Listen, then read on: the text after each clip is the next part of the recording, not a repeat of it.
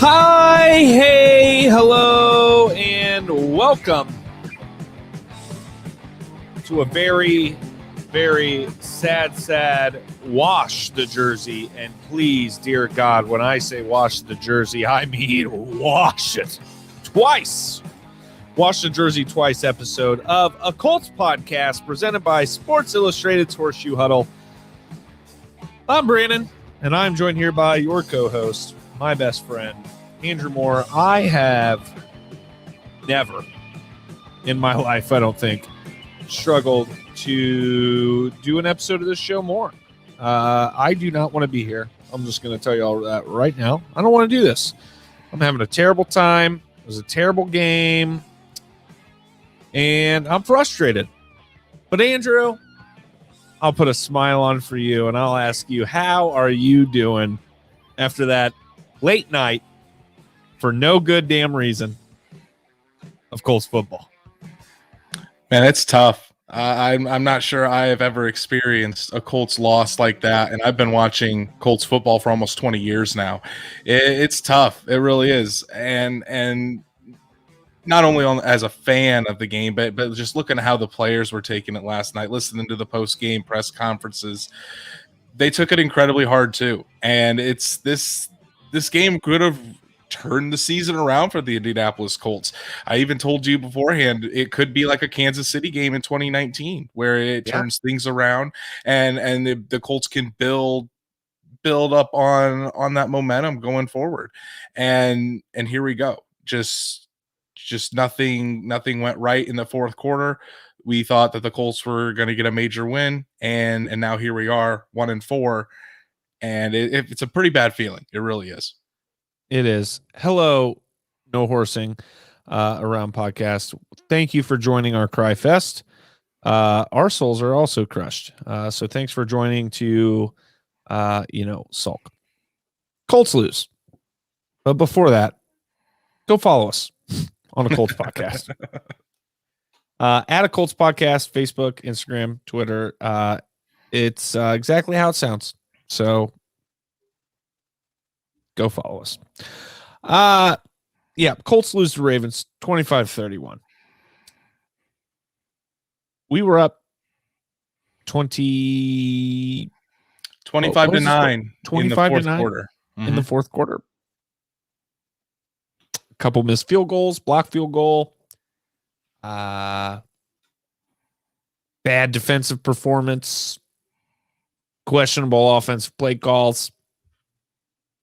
Some things happened last night, and we blew it. This is the type of game. This is the type of game that we're used to being on the other side of over the years with Andrew Luck and Peyton Manning. Does not feel good to be on the other side. I mean, it does not feel good. I'm frustrated, Andrew. Let's go to the outline. Defensive collapse. We'll call it. Up 25-9 in the fourth. Gave up 523 yards total. Lamar Jackson, 37 for 43, 86% completion percentage, which, by the way, is a record in the NFL for completion percentage with over 40 passes thrown, 442 yards, his career high, 4 touchdowns. And the best part, almost every single bit of that comes in the second half. Most of it came in the fourth quarter, I felt like, to be honest with you. And that's what happened. Well, the Colts played, honestly, this Colts team played great football for the first 3 quarters of the game. They were solid. The Ravens offense was getting absolutely nowhere. Carson Wentz and the Colts offense was driving up and down the field. We had big plays. The Colts offensive line was dominating at the line of scrimmage. And then in the fourth quarter, everything collapsed. It really did. And I think probably one of the, if not the biggest culprit of that, was the defense. I mean, it pretty much sums it up right there. I might just do that randomly 15 times throughout the show. The defense couldn't stop the Baltimore Ravens in the fourth quarter. I think one thing I'll start out with the players.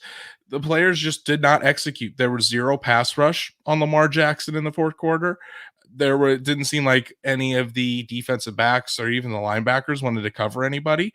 Seems like every time they got into the red zone, they just let Mark Andrews run wide open and get touchdown and 2-point conversion.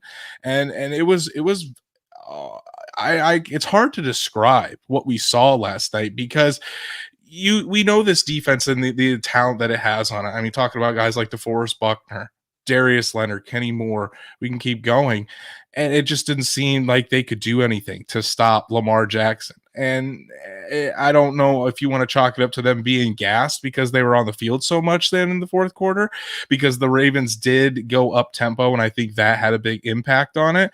But at the same time, like, go out there and make a play. The Colts have to finish games. At the end of the game, Andrew, in spirit of keeping you from just droning on all night like me, I was saying at the end of the game, I said DeForest Buckner, Kenny Moore, Darius Leonard, Julian Blackmon, one of you make a damn play. I don't care, and I do care. Don't get me. I do care that we're on cornerback 6 and 7, but I do not care about that in reference to our playmakers making a play. Julian Blackmon's developing into a playmaker. Julian Blackmon's developing into an NFL personality, I think. I was going to text you that last night. Okay, he was known in his rookie season for making big plays in his rookie season. Okay, Darius Leonard is Darius Leonard. He had a great game last night, to be fair. I mean, Darius Leonard played his heart out. You could see that throughout the game. Darius Leonard needed to make a play when it counted most. And I'm not saying it's all on him. Apparently 57 guys can't guard Mark Andrews. DeForest Buckner. I saw a tweet today, Andrew. Someone called him a non-factor in 5 weeks, and I wanted to tweet angry things at this person, and I was trying to think of a specific thing to argue with, and I couldn't. DeForest Buckner has not been making his name heard by the commentators who do nothing but say names the whole game. Our run defense was good yesterday. I mean, he was a part of that. I'll give him that. But at the end of the day, we had our 6th and 7th string corners in there, and that's when things fell apart. That's when coverage fell apart. That's when, as Wentz season is saying right here, Eberflus was dropping defensive ends into coverage. We need to change it, defensive coordinator and defensive philosophy. I don't know if I agree with all that Wentz season. We appreciate you listening so often. I don't know if I agree with that quite yet, but man, last night was tough. We played one of the best offensive players in the league, though. We really did. But the thing is, I'm going to get right back to it, is they have to finish games. Good teams finish the games off, and the Colts haven't been able to do that. We tried to blow it against the Dolphins, the defense, and towards the end of the game. Carry on. Exactly. And today, Frank Reich said that him and Matt Eberflus had a really long conversation today about what they need to do to finish games on defense. Matt Eberflus needs to step up. Share any details, did they? He did not share any details, but Matt Eberflus needs to step it up. Last night was inexcusable. I'm not going to say I'm not on the fire Matt Eberflus bandwagon yet. I'm not on the fire Frank Reich. Matt Eberflus was a head coach candidate this past year. I'm not anywhere near that. I don't think I don't think we're there yet. But this defense had top 5 aspirations. I mean, me and you both can agree on that. This defense had top 5 aspirations, and we believed they could be a top 5 defense in this league. And they're far from it. We're seeing the same things each and every week. There's no pass rush, whether it's DeForest Buckner's taking on triple teams. But I mean, there's pass rush in spurts. But how many times in that fourth quarter did Lamar Jackson sit in the pocket for 4 or 5 seconds, just scan the field and act like they were playing against air? Way too long. The linebackers, Bobby Okereke and Darius Leonard, have not been good in coverage at all. You are correct that we were down to Bo Pete Keys and Anthony Chesley last night. I don't even know their names. You don't know their names, but at the same time, like you said, go out and make a play. There's no pass rush. It seems like soft coverage is constant in these Colts defense. And again, what I saw last night, a ton of miscommunication. When those things start to become the norm, That's on coaching. Matt Eberflus needs to step it up. Brian Baker needs to step it up, the defensive line coach. Alan Williams, the defensive backs coach, needs to step it up. James Rowe that needs to step it up. All of these coaches need to really get into these players and figure out what's going on, because if the Colts keep doing this as far as their defensive, I wouldn't say defensive scheme, but just the execution on defense, it's going to be a long year. And the teams that we thought we'd be easily, like the Texans, the Jaguars, the Colts are going to lose some of those games if this doesn't change. I disagree with this comment as well. Again, appreciate one season being active. I disagree with this as well. And here's why. The Tampa Bay Buccaneers just showed you in the Super Bowl that to stop offenses like the Chiefs, okay, you can sit back if you can develop a pass rush. You can do it. You can sit back and you can make people like the best player in football, Patrick Mahomes, pay. If you bend, don't break. And I disagree that it's been like that since 2018. I think last year was a really great example of our bend don't break working. I thought the defense played really well through the majority of the season. I don't think you should be conservative all the time.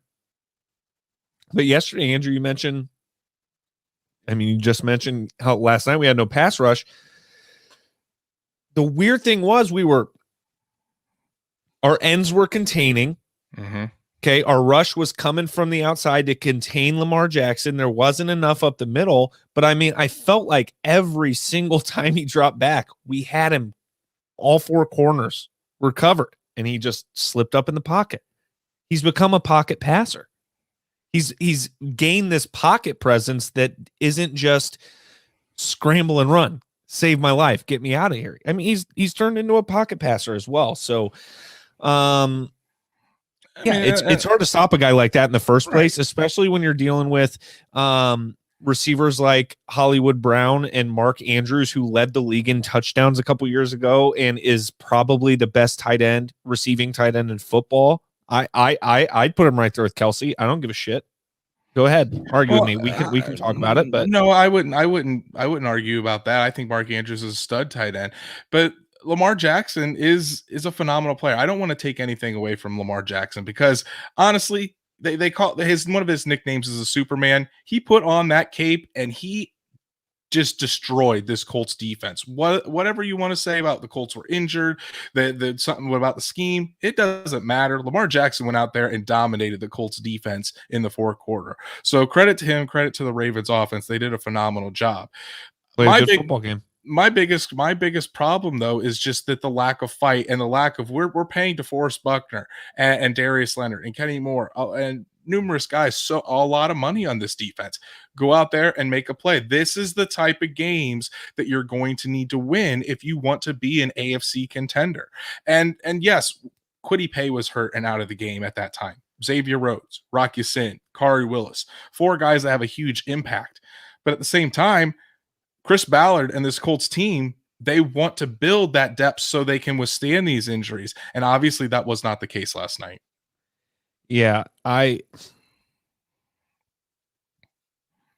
don't know. I don't have an explanation for what happened last night. It was the defense fell apart. We're talking about a defensive collapse. The defense fell apart. No, I don't think the defensive coordinator's being conservative to avoid more injuries. I don't know. This sucks. You know what? This is bad YouTube. This is bad TV. This is bad radio. But we're sad. I'm sad. I'm mad. I'm angry. Listen, here's what happened. Here's what happened last night. I was in my jersey, wearing my hat. I also had shorts and socks on, if you're curious. Moved downstairs at halftime. Okay? Because, I'm working a normal person job again. I got to work at 8 a.m. I was like, I'm going to watch the rest of the game in bed. I take off. Once I finally think the deal is sealed, which, by the way, one more touchdown or one more field goal probably, would have done the job. I take off my shorts and my socks, and my hat. I hang the hat up. I throw the other in the dirty clothes. And then the Ravens score a touchdown. I stand up. I get my shorts out of the dirty clothes. I put them on. I put on my dirty, sweaty socks. I put my hat back on. I get back into the spot in my bed. It was too late. Saved the game in my superstitions. Andrew, let's talk about Hot Rod. It kind of ties in next. Hurt his hip in warmups, apparently. I didn't realize that. I thought maybe it was on a kick earlier. He was 2 out of 4 on field goals. One of those were blocked, and an extra point was missed. 1 out of 2. I almost started a fight last night on Twitter. And I put Colt hip. I meant to put cold hip. I'll fix it. It's fine. But I hate my life. He was injured, okay? And somebody was like, Hot Rod has to make that kick. Hot Rod, you got to make that kick. And I get it. It's frustrating. He missed a 40, somewhere between 45 and 50, right? Last kick was 47. 47. Okay, he misses a kick after his last kick was blocked. And you'll notice which by the way, that one looked like it was going in.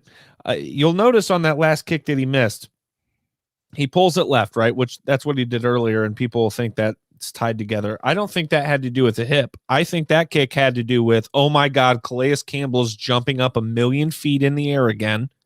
And he tried to pull a little left just to avoid that hand. And he missed. So anyway, maybe it was injury, maybe it was that. But I say, hey, he was injured. And this guy says, well, I don't care. If he's able to play, he needs to make the kick. And I'm like, I'm so sorry. I didn't realize you were a former NFL kicker. He didn't respond, or I would have been in a fight, because anybody can sit here and say it. Hot Rod's one of 32 men in the world with an NFL kicking job.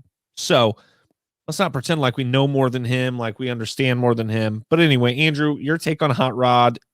Is the injury a good excuse? Should Frank have maybe not put Hot Rod in a position to have to kick? Let's get started.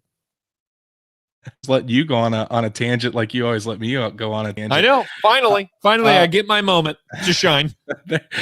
Hot Rod did tweak his hip in warmups. He said while he was warming up, he felt a stabbing pain in his hip and his kicking leg. And every time he would swing his leg back or move it forward, that pain would be there. And it progressed and continually got worse throughout the evening. We're still waiting on the results of his MRI. He had an MRI today to see how serious it was. But that's why that whole situation came about, when at the end of the half, Rigoberto Sanchez goes out there to kick the field goal, and then the offsides penalty, Hot Rod comes in and kicks the field goal. That's kind of what that all was. But here's the thing.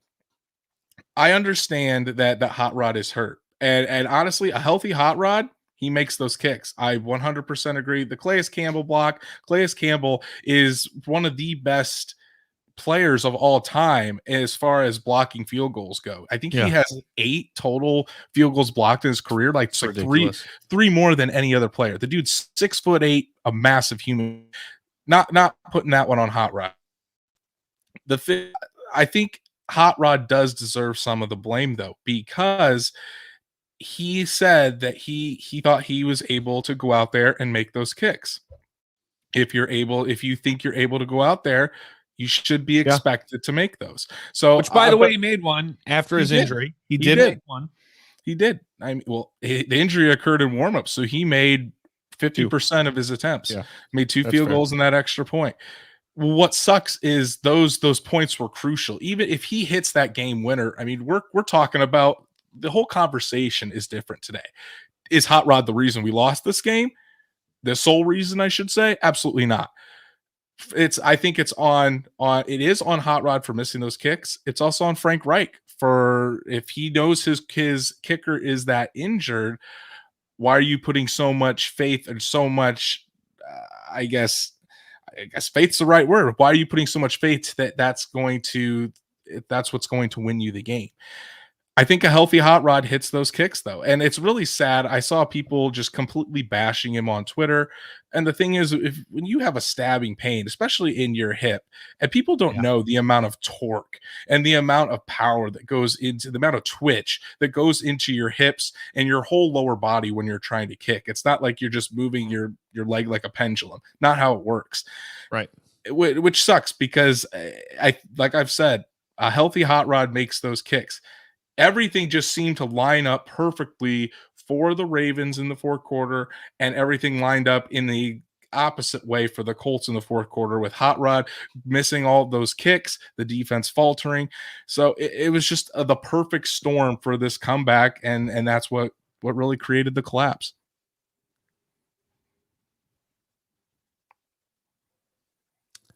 Yeah. You're taking this one rough, buddy. It was hard to watch. I agree. Hot Rod should not. I don't think he should miss the kicks. I also don't count one of the missed field goals because it was blocked. Calais Campbell looked like, he could have just walked on through and stood in front. And I do believe that Calais Campbell is the reason he missed the last kick. I do not believe it was the injury. And that's a little on his head, his mental. That's a little on Hot Rod's mental. And it's a lot on the special teams, the field goal kicking line. They let that first one happen. Okay. So whether or not, which by the way, they did, it was Mark Lewinsky and Julian Davenport. Calais Campbell ran right through him. Which by the way, they did let him through again the second time. Okay. If Hot Rod kicks a straight ball there, I think that one's probably blocked too, to be completely fair. So and there's no way to say for sure. This is just my guess, right? But to be fair, I do believe that if he would have kicked that ball in a fashion that would have caused it to go in, I think it would have been blocked again. So we can say what we want about Hot Rod. He's injured. He gutted it out. It was, I guess, your first ever gutsy performance by a kicker. I don't know. Gutted it out. He tried. Well, I think an important point to make here too is his teammates obviously aren't putting the blame on him. Carson Wentz even said after the game that numerous teammates came up to him and let him know that they had his back. It was a gutsy performance, and obviously the kid did what he tried his hardest. You saw him on the sideline when he was just sitting on the ground. Like Tom Brady just lost a Super Bowl because he was in so much pain and he felt like he was letting his team down. Yeah. And if the Colts have two different kickers and this happens earlier in the week, it's a different story. But when you only have the one kicker, we could debate whether they should have let Rigoberto Sanchez go out there and kick. But as we saw on that first one, that was a miss right from the start. Would Rigoberto Sanchez miss all of those kicks? And is obviously they thought Hot Rod was the better option. So it's just tough. It really is. We can't really help that he was injured, and the missed kicks are what they are. I just don't want to let this comment go. Letting him continue to attempt was a stupid decision, not to mention possibly doing more damage. I don't want to talk about this right this second. We're going to talk about that next. But only because I want to talk about the end of the first half. You know what? We just might as well we might as well not talk about anything else tonight, but besides the game. The whole Hot Rod situation. Or not Hot Rod, Rodrigo. What's our punter's name? Rigoberto Sanchez. Thank you. When Hines was holding, we were all confused in that moment. Zach Kiefer, I think, is the first person I saw a report about Hot Rod's hip because he was like, yo, I need answers. Rodrigo got thrown out there in such a weird situation. Yeah. Who knows? Maybe he could have made those kicks. Maybe he was the right option. You mean Rigoberto? Rigoberto. I'm going to lose my mind. Go Rigo and Hot Rod. You know what I'm trying to say? Sanchez might have made a couple kicks. maybe. But I mean, the one he missed, thank God there was a penalty. Who knows if he would have made it if he had more time, if he knew he was going to be the guy going out there right before. I don't know. What do you think about that move by Frank to just throw Rigoberto out there? At that point, it seemed probably not Frank. It's probably a special teams coach. It was probably Bubba Ventrone. You're right. And I think that maybe at that time, Hot Rod felt like he couldn't do it.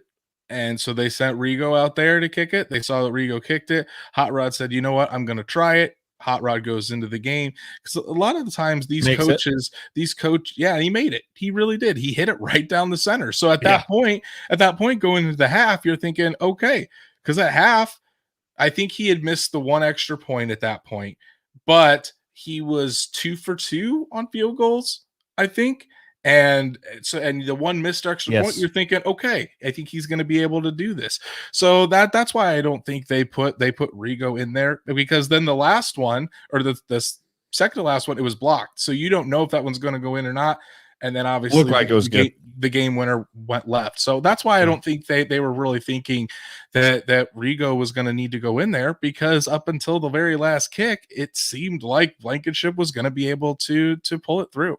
Just a warning for those of you listening, we're going over our usual hour today. Apparently, I mean, we're definitely going over our usual hour. Let's talk, Andrew, about, I mean, all these just tie together, right? Frank Reich.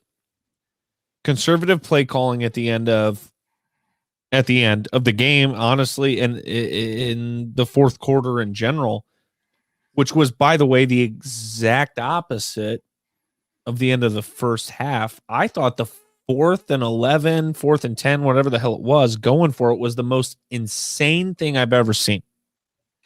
Did not think that made sense. Did not think that was smart.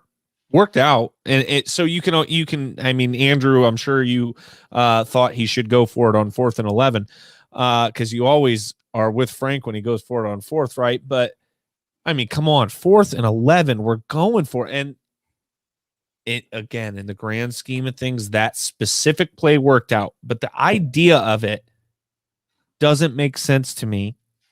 And then in the second half, when we need to go win a football game, not just try not to lose a football game, all of a sudden he reverses ideas. We're going for a field goal option twice. I don't know what's going on in Frank Reich's head. And Andrew, you're not as hard on Frank today as I am, which is typical. I think we have a problem. So I'll kind of give you the backstory, because I'll kind of give you what he was thinking. So on that 4th and 11, the Colts aren't in field goal range quite yet, but they're still. We did not know about the injury at that time, to be fair. We did not know about that. We did not know about Hot Rod's injury. And at the same time, the Colts aren't necessarily that far back where a punt would really be worth it too. There wasn't that much time left on the clock either. I thought we were in field goal range. So you thought they were in field goal range. Hot Rod's distance, his max distance was about 45 to 47. The Colts weren't there yet. So are you going to punt it and just kind of forget about it? Maybe gain 15 yards, or are you going to try to sling it? And at that point, the Ravens weren't able to do anything on offense. That Colts defense was dominating the Ravens offense.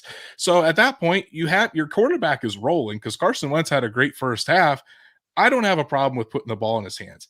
I did have a problem with that 3rd and 8 call, though, at the end of the game, when the Frank Reich and the Colts were playing not to lose rather than playing to win. His explanation for it, and he even admitted, I tweeted about it. I tweeted while the game was happening. I said, we need to play to win the football game here, not to not lose. He said after the game that he would like to take that he would like that play call back, and he was too conservative on it. And I'm glad that he admitted that. What his explanation of it is at the time, the Ravens only had one timeout left. They were in Hot Rod's field goal range at the time, and they were trying to get the Ravens to burn that final timeout. He said that it was too conservative. He should have called something different. He didn't want the Colts to take a sack and end up being outside of field goal range. So, but at the same time, you got to trust their offensive line is going to hold up. You got to trust that the quarterback you traded a first and a third round pick is going to make the right read. You can't be playing conservative because that goes completely against your MO, completely against how this Colts team is built. And it's just, it doesn't show that amount of confidence when you know that the Ravens are going to bring the house and try to get either Carson Wentz or Jonathan Taylor down as quick as possible. A quick screen pass would have even been better than just running it right up the gut again with Jonathan Taylor. So the 4th and 11 call had no problem with that. I thought, considering the circumstances, that was the appropriate call. The 3rd and 8 call where they just decided to run it up the gut and punt and take the field goal, did not agree with that at all. And Frank Reich knows that he got that wrong as well. Real quick, Justin Jansing. Thanks for watching. The Colts posted a video of Hot Rod during warm-ups, made a field goal from the 50. I literally just before the show, taking my pre-show dump there, just put that on my story and sent it to Andrew, and made a joke that that did not age well. They're like, hot rod ready for prime time. Yikes. Anyway, offense. We're talking about offense. Andrew, you're talking about bad play calling in the second half. It was atrocious in the second half, which is hilarious that you then also before the show defended Frank Reich to me. I wouldn't say that it was atrocious. I really wouldn't say. I would call it cowardly. I would call it weak as hell, and I would call it. Okay, now are you talking about in the fourth quarter, or are you talking about the entire second half? All right, because fine. Fourth quarter. The Colts in the second half to start with a 20, 30-yard pass to Zach Pascal, a 40-yard bomb to Mike. Here's my problem, Andrew. Why I'm okay with big plays. Okay? Because for a while we were dealing with 0 big plays while Jacoby was playing, right? It was like we never threw the ball down the field. Now, last night, even when we were up, I told Paige, my fiance, I said, excuse me, I said, I don't love that we have to rely on these insane giant plays to be able to get the ball down the field. There was nothing efficient about our offense last night at all. First half, second half, didn't matter. I didn't feel efficient at any point. There were so many times when it was, what was that Jonathan Taylor touchdown? 3rd and 15? And a screen pass went however many yards that touchdown went. I mean, that was the story. The Michael Pittman touchdown was this insane, almost broken play that he jumped over and mossed somebody and just so happened to fall in the end zone and honestly was probably short and should have been reviewed a little closer. I mean, we had these giant plays that felt like bailouts over and over and over. And while I'm glad we're able to make those giant plays, why we shouldn't have to rely on them. And then Frank Reich's calling screenplays on 2nd and 12. He's calling, you text me, I don't like these, or maybe you tweeted, I don't remember. I don't like these cute little plays Frank is calling right now. And you call them cute. There's a reason you called it that. I wasn't talking about the screens. I'm talking about the it was reverses before the screen I'm talking about. Yeah, exactly. The reverses. I don't like running horizontal when it's 2nd and long. And honestly, I just don't agree with that it was all on big plays last night because there were multiple drives where the Colts had long drives. I mean, they had 10 to 12 play drives consistently moving the ball down the field, whether it was running it with Jonathan Taylor, Nyheim Hines, getting it to Jonathan Taylor, 15 rushes, 53 yards, averaged 3.5 and a touchdown. Marlon Mack, 5 rushes for 47 yards, 9.4 average. I would call almost every single run Marlon Mack made a big gap play. But as a team, they average what, 4 or 5 yards a carry, which is where you want. That's exactly where you want your team to be. I mean, that's why yards. That's why the Colts have these various running backs, so you don't have to rely on a guy that just gets 5 yards a carry. If Jonathan Taylor is not exactly dominating on the ground, Marlon Mack could come in that change of pace back. Nyheim Hines. I'm not saying big plays are unnecessary. I'm not saying we don't need those. I'm not saying that that's not a good thing.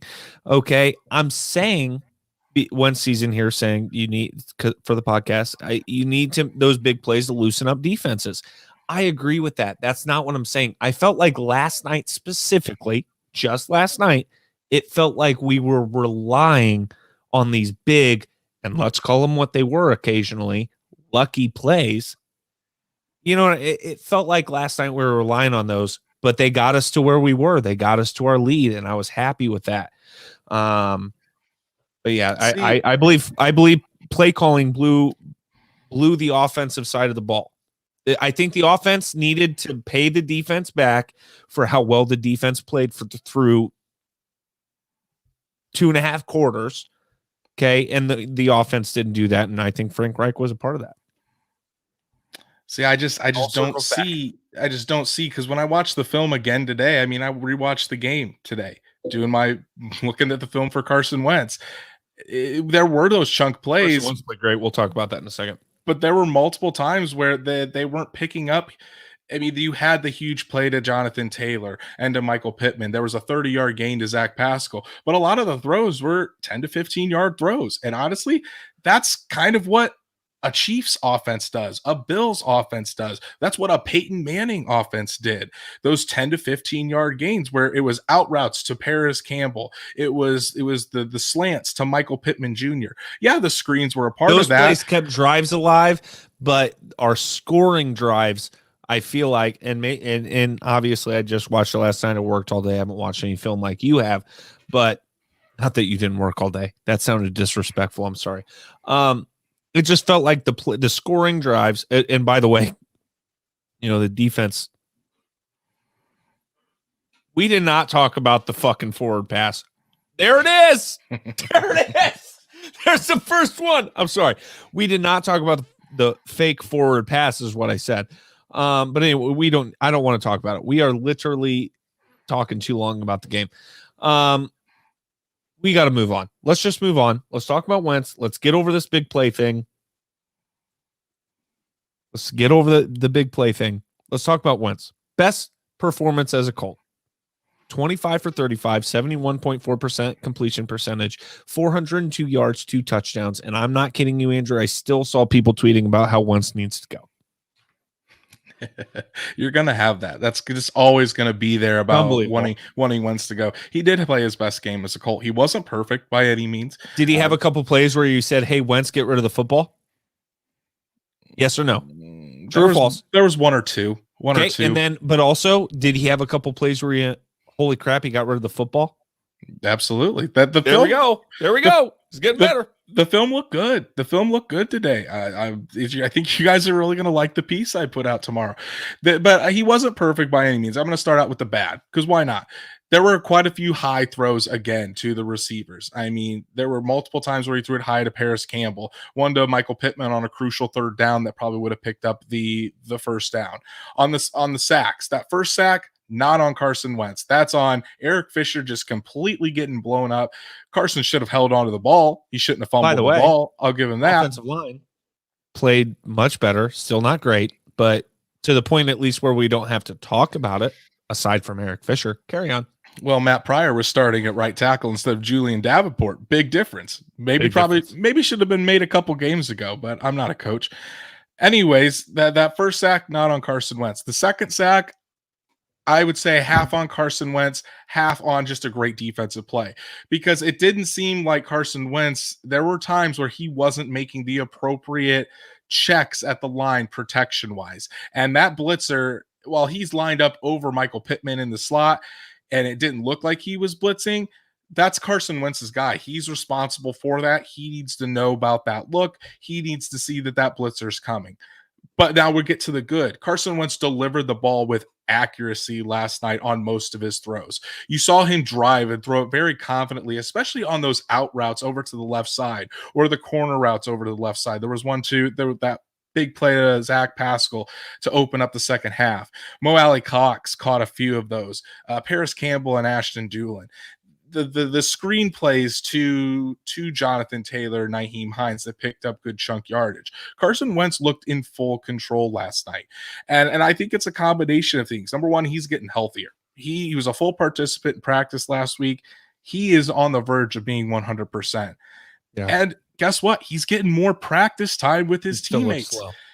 He's getting more practice time with his teammates. He's getting the timing down. As you can see, the balls look better to Paris Campbell and Zach Pascal. There was one to Zach Pascal specifically where he really, really did time it before the break. I mean, it actually looked really nice, to be fair. And look what week we're in. When did I say that Carson Wentz would start to about the same time as Phillip Rivers? Same time as Phillip Rivers, about week 5, week 6. We're at week 5, week 6 when Carson Wentz is getting the appropriate practice time to learn his teammates, and we're seeing what he can be in this Colts offense. And he looked like a franchise quarterback to me last night. Does he have room to grow? Absolutely. Like I said, he wasn't perfect, but he played a damn good game, and he really kept the Colts in this game. Without Carson Wentz, this is an absolute blowout. Carson Wentz did his job last night, and the Colts should have won. Carson Wentz had a career high in passing yards. His quarterback rating was 128.5. Great performance by number 2. And let me go back to yet another comment from our Wentz season pal. Good news, though. We found our QB. Just need another weapon so we can concentrate on defense. I agree. That Carson Wentz, I think, could be long-term solution. He needs to continue to improve. He needs to continue to improve. This cannot be his best game ever. No. You know what I mean? It just there's some decisions that I'm seeing that could be better. Mm-hmm. There are some checkdowns that I'm seeing available. Like one, he broke out, he rolled out to the right, had a crosser or at least like a quick slant and hold route that he could have hit. Instead, he chucked it down the right sideline, hoping to get the big play. You gotta start cutting your losses sometimes. Get into some yards, because at the end of the day, I remember this always sticks in my head. This has stuck in my head since literally, somewhere between the 4th and 7th grade playing football. I had a coach who said, we get 3 downs. If you can get 4 yards, all 3 of those downs, you got a first down and you can start again. All you need is 4 yards. Every play. 4 yards. And that puts things into perspective for you. So when Carson Wentz is thinking, well, I got to throw the ball down the field, you don't always have to have it. Jonathan Taylor, go ahead. Sorry. Well, I just think that I do agree with you. While Carson Wentz did play well last night, I think it's still too early to just declare him the guy. We need to continue to see this on a consistent basis. You can't go off of one game at a time saying he's great or he should be traded, everything like that. It needs to be consistent. And that's not how the internet works, Andrew. Well, yeah. Well, that's why we're here to educate people. Yeah. The educated fans. I think we nitpick too much. None of the elite quarterbacks make the perfect play every time. You're right. One season, that was your last comment of the night. I feel like that you might as well be a co-host at this point tonight. Andrew, Jonathan Tippmann. Holy guacamole. Jonathan Taylor and Michael Pittman Jr. budding stars. Budding stars in this league and on this team. Jonathan Taylor, 169 yards total, 2 touchdowns. Michael Pittman Jr., 6 catches, 89 yards, and a touchdown. I took a little privilege of being the producer and called this Brandon's bright side because I'm feeling very negative. So this is my bright side, Andrew. Jonathan Taylor and Michael Pittman Jr. are legit, and we have a lot to look forward to. I would agree. Jonathan Taylor, I mean, coming out of Wisconsin, he really wasn't dubbed a receiving running back. And all he did last night was go for over 100 yards and a touchdown. I love when we consider, though, screen passes and large runs after that receiving yards. I mean, If the pass goes backwards, let's call it what it is. It's a shot. It's a toss. Well, if it goes backwards, it counts as a rush. So it went forward, man. So you get what and I'm saying. the thing is too, that's what the role for a back is as a receiver, though, is to catch those dump offs and go to work. And that's what Jonathan Taylor did. Michael Pittman Jr. has, I think, embraced the role as the number one wide receiver. He has this opportunity while T.Y. Hilton is out to show that the Colts can rely on him as a top target. And I feel comfortable calling him the next number one. I think Marvin Harrison, Reggie Wayne, T.Y. Hilton, Michael Pittman Jr., write it in stone. I'm ready to say it. I think he very well can be that. I fully expect T.Y. Hilton to still be the number one guy, but you're seeing that now that Michael Pittman Jr. can't be ignored. So when T.Y. Hilton comes back, the defense just can't roll over to T.Y. Hilton's side anymore, because if they do, Michael Pittman Jr. is going to eat guys up. And that's what the Colts offense needs, that other weapon outside of T.Y. Hilton that can really stretch this field. T.Y. is probably not going to be back this week. Frank Reich said that it could be another couple weeks, but he should be back soon. Okay. And that's a good thing to hear, because when you have both those guys out there, I think it's going to open up this offense even more. Andrew, I hate to be the Debbie Downer, but from here on out, the rest of the show, strict business. Can the Colts come back from this devastating loss, Andrew? Let me go ahead and give you my answer. No.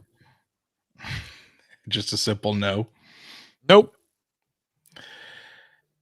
We're done. We're done. I really think we're done. We don't have Andrew Luck, the ultimate competitor. We don't have a guy that can carry the team. Sorry, Carson. I love you, buddy. I'm happy with Carson Wentz, but we do not have a team that can come back. And this is the most pessimistic I've ever been about our team. We don't have a team that can come back from 1-4. I know our schedule the rest of the season is light comparative to the first 5 games. I don't want to say we can't do it, but I do not have a lot of confidence. No, I do not. I think the Colts can do it. The thing is they're going to need help. I don't think they're going to just be able to do it on their own, because the Colts aren't going to be able to win out. They still have games at at Buffalo, against the Buccaneers at home, and at Arizona. Those 3 games alone. And we have to play Tennessee again. Going to be very tough. We do get Tennessee at home. The Colts' next 2 games are against the Texans and the 49ers. 49ers are pretty banged up again. The next 2 games for the Tennessee Titans are against the Bills and the Chiefs. The Colts are still only 2 games out of the division. It's going to take some help. Tennessee's going to need to lose some games, and the Colts have the margin for error is 0. The Colts cannot falter again and lose to a team that they shouldn't beat, or that they should be able to beat. So I think they can, and I think they have the leaders in the locker room that can rally. DeForest Buckner, Darius Leonard, Kenny Moore, Quentin Nelson, Carson Wentz. They have the ability to do it. We play Houston next. Will they be able to do it? That's the big question. I don't know, but I think they have the ability to do that just because of the players in that locker room. Houston next. Houston's next. Houston on Sunday at home. If we even sniff a loss in that game at home against Houston and Bills, I'm done. I'm done on the season. We're not going to make the playoffs. We're sure as hell not going to beat Tennessee in our second game. I do not care how well the Texans played against the Patriots this week. If we lose or even come close to losing this game this week, we are done. And that is that'll be my stamp of negativity on the week. We'll see. We're going right on brand. We got the highest of highs and going to go the lowest of lows with you. And I'm more just right in the middle about everything. Right on brand for our buddy. I said show. Our win last week against Miami looked ugly. So I've been on the downside of this. I gotta be honest with you, man. This podcast thing, not as fun when you're not winning football games. I'll tell you that for sure. This is not fun. I am not an unbiased journalist. I am a Colts fan, Colts podcaster. So let's move along. Andrew, we got it. What? But listen, we love that everybody's joining in. Our chat has been phenomenal tonight. Yeah, shout out to the chat. Shout out to win season. Other Colts news. Well, it's injuries. Offensive tackle Braden Smith foot. Some of these are repeats because Andrew feels the need to leave them all in the same. Defensive end Kwity Paye hamstring, cornerback Rocky Sin ankle, running back Jordan Wilkins illness, defensive end Isaac. Wow, that's spelled the normal way. Isaac Rochelle illness. I think all of those guys missed the game last night. Correct? They did. Cornerback Xavier Rhodes hurt last night, concussion. Safety Andrew Sendejo concussion. Fine. The dude sucked last night, by the way. Safety, Abraham Campbell, knee, ankle, kicker, Rodrigo Blankenship, hip. Quickly. It's gonna be a big week. We'll see if Braden Smith can come back. He was working on the sideline. Kwity Paye was working on the sideline. Rocky Sin with the ankle was working last week. So we'll see. It's short week. Colts are going to need everybody. Yeah. All right, I'm back. News around the league. We did. You know what, Andrew? We didn't have the chance. I'm sorry. We're going to go through the week 5 scores first. Let's try to keep it short. Rams beat the Seahawks 26-17. Russell Wilson hurt. Geno comes in. Looks like he might win the game. There's definitely quarterback controversy in Seattle. But the Rams win. I was the first to say it. I was the first to say quarterback controversy in Seattle Thursday night. I tweeted it first. Yeah, I don't think you're going to be on that one. But, yeah, I mean, it's devastating. Load out your boo hole. It's devastating for the Seahawks because Russell Wilson's going to be out a while, and they're going to have to rely on Geno Smith. Seahawks might miss the playoffs as well. Bad beats with Brandon. Set a right here. Falcons beat the Jets 27-20. Andrew, what happened? Well, you see, what had happened was I picked 9:30 a.m. I picked the Jets. No, it doesn't matter. 9:30 a.m. I picked the Jets against the Falcons. I did the same thing. Won. That's what we get. Story. That's what we get for both picking the Jets. Packers Bengals. What a shit show! Did you watch this game? Were you watching this game live? I was because it was a local game, right? I watched the first half, and the NASCAR race came on. Listen. Anybody shitting on Hot Rod? Go watch one of the top 5 kickers of all time miss 4 kicks in this game, including an extra point. Okay, Mason Crosby, I would call a top 5 kicker all time. Literally shit the bed until he didn't. Bengals kicker also thought he won the game, did not. 25-22 Packers. Vikings 19-17. Something happened at the end of that game. I really don't know what happened. Is it worth talking about, Andrew? I mean, Dan Campbell was pretty upset how they lost, and he was crying in his press conference. I mean, you got to feel. Honestly, I'm a fan of Dan Campbell. Right there. They're right there. They've lost so many heartbreaking games this year. It's tough for the Lions. Yeah, clear that Foster's. Yeah, we got Foster's. We got Tilly's. I won't say the rest. Steelers beat the Broncos 27-19. I said if Teddy Two Gloves played, they would lose or they would win, and I was wrong. Steelers winning a meaningless game. Yeah, the Broncos aren't good. Broncos, after starting out hot, the Steelers look pretty good against them. So I really don't know what to think of the Broncos at this point. I think weak schedule brought them to the point they're at. Buccaneers 45, Dolphins 17. Tom Brady was not going to lose to the Dolphins. Let's just leave it there. That offense is just impossible to stop. It really Antonio Brown, Andrew. This new segment. This new segment. Wait. This new segment where Andrew compliments Antonio Brown. How do you feel about Antonio Brown? I mean, he's doing good. He's doing good until he goes off on one of his tirades and he's done. Tom Brady's reined him in. He's really tries to punch a woman again. So we'll see. Merry Christmas. Saints 33, Washington football team 22. Eagles beat the Panthers 21-18. Panthers I think just kind of shit the bed this week. They're coming off a loss, thinking, oh, it's an easy game this week. We'll make up for it, and fell asleep for 2 games in a row. Sam Darnold did not look good. Nope. And our friends over at the 4-Man Rush podcast, Nick Nick Sirianni got another win. So Nick Sirianni, his team's 2-3, while the Colts are at 1-4, which is kind of wild. I just want to say again, I think this Colts offense is missing Nick Sirianni a bit.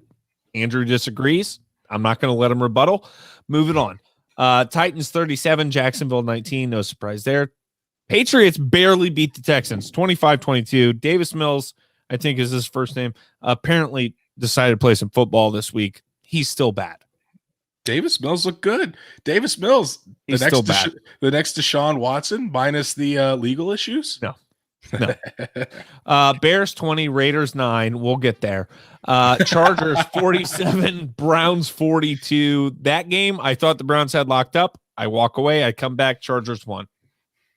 I think Justin Herbert's closing in on Mr. Kyler Murray for that MVP. I think, hey, correct me if I'm wrong, top 3 in MVP right now, in no particular order: Kyler Murray, Justin Herbert, Josh Allen. Would you agree? If you throw Lamar Jackson in there,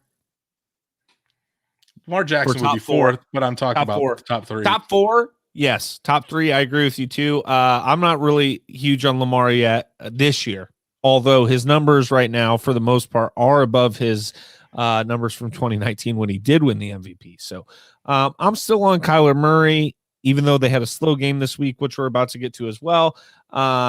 He's still the man, still hasn't lost, undefeated team. That guy's always going to win. But yeah, Justin Herbert's there. Who else did you say? Josh Allen. Yeah, absolutely. I know I picked Kyler, but I would love Josh Allen to win.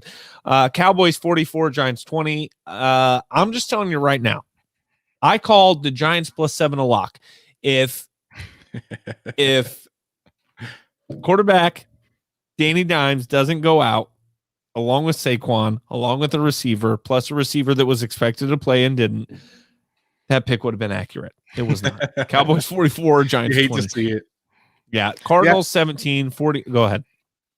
I was just going to say the Cardinals, they're still undefeated, which is, it's pretty crazy to see how this team has transformed, because last year, what did they finish, like 8-8, somewhere around there?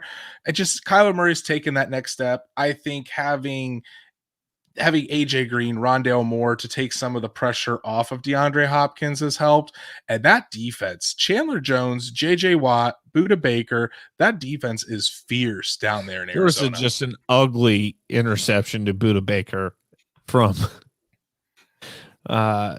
Trey Lance. Thank you. And but other than that, close game, to be fair. I think we'll lose to the 49ers now. Chargers and Cardinals have both figured out how to win close games.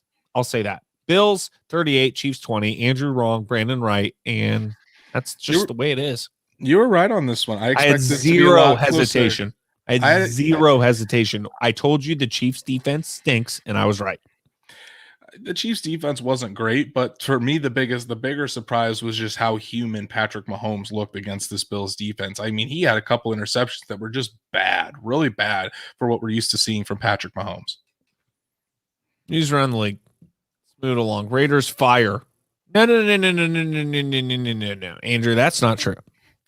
Agreed to part ways. Raiders head coach John Gruden resigns. Oh, resigned. You get it. After report that he used insensitive language in emails years ago before he was with the Raiders. Hey, man, guess what? Does not matter. The internet always finds a way. I'm not going to talk anymore on this subject. Shouldn't have said what he said. Andrew's going to say something, I'm sure. Don't say those things.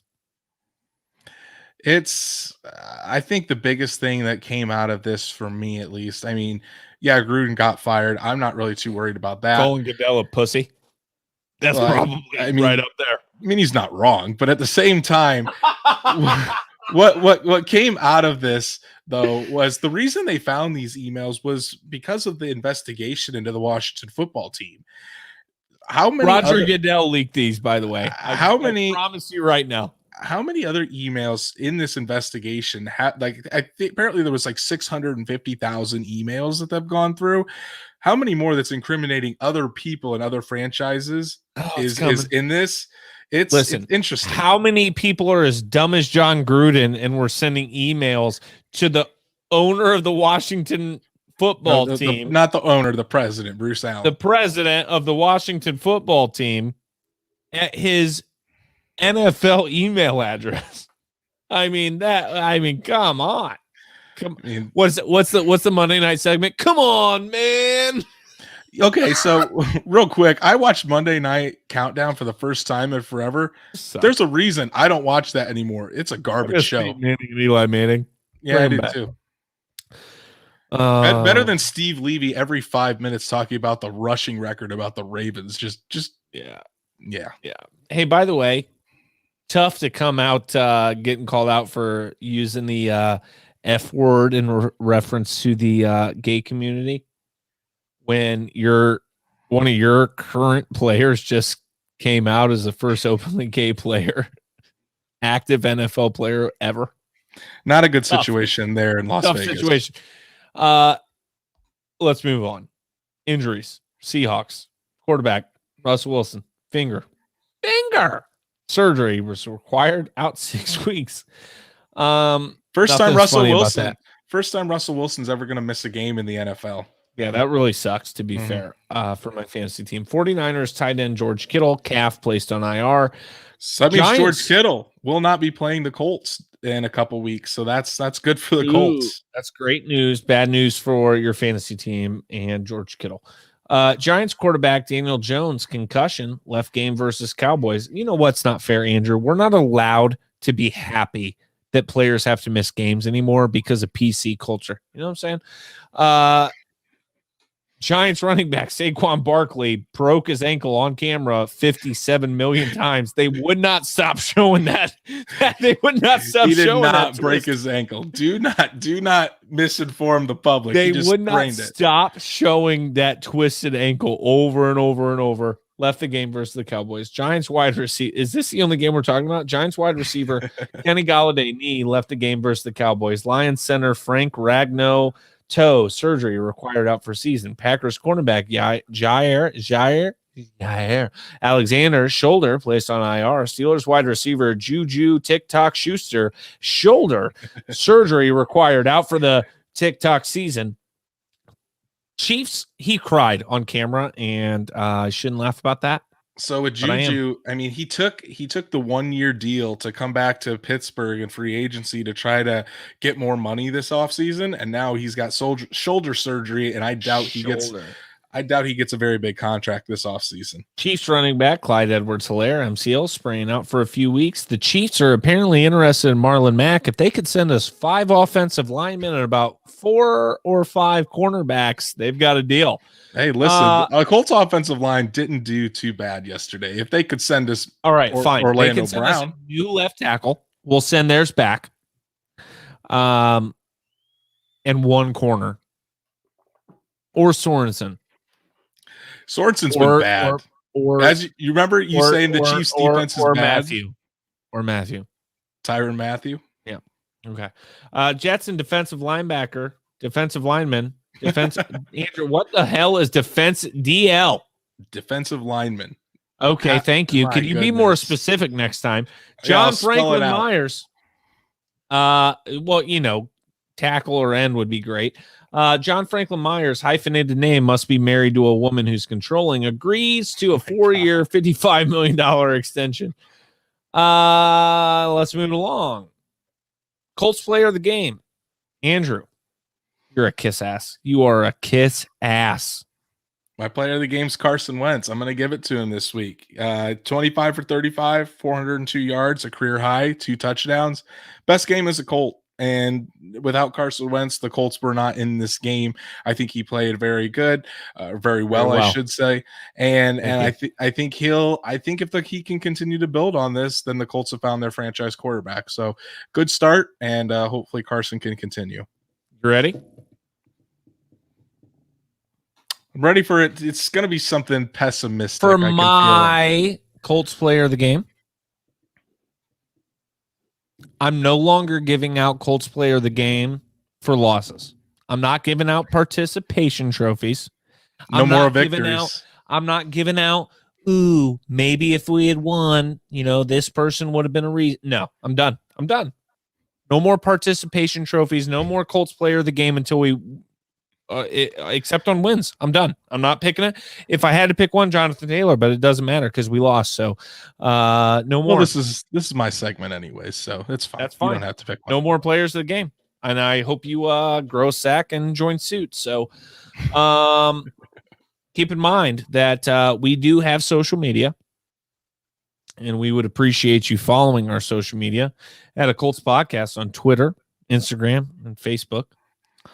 I promise you, we are generally just as negative there. So if you want to join in our negativity and be sad human beings, I recommend you come follow us. Probably 50% of our listeners right now only listen due to the fact that we tweeted and said we're going to cry together tonight. So we appreciate you. We appreciate Sports Illustrated, the Horseshoe Huddle.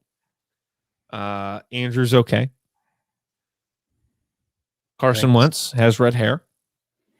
Yeah. And we're going to be more positive in a couple days when we talk about Colts versus Houston. We're all beyond frustrated for that loss for sure, but in the end, we're all still Colts fans. You know what that means. Go Colts. Go Colts. Let this moment become a cherished memory. And then remember, a legacy is only worthwhile when there is a future to fuel. God bless you, and God bless football.